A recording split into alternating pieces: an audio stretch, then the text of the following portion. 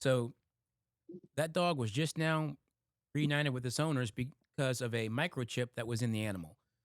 That's And exactly right. so, Fortunately for that dog, had a microchip. Yes. yes, and a lot of animals are not microchipped, but just give us a quick idea on how microchips work. Yeah, you take the little dog or your dog, I say, and to your vet, they will, and it's actually a little bitty chip that they put under the skin.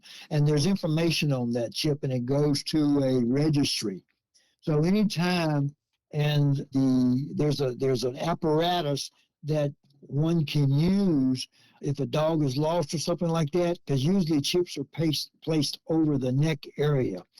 So there's a little apparatus that you can pass over that area. We'll pick up, if that dog has a chip, we'll pick up a number on that dog. And then once you do that, then you can go to a national registry and search that number. And if that person registered that dog, because it doesn't do any good to put a microchip in if you don't register the microchip.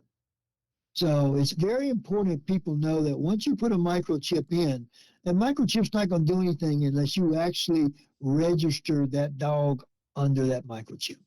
So I want people to understand that, because I have picked up a lot of animals that I ran a check on, and actually they were microchipped, but unfortunately people don't register the microchip. So there's no way of knowing who the owner is.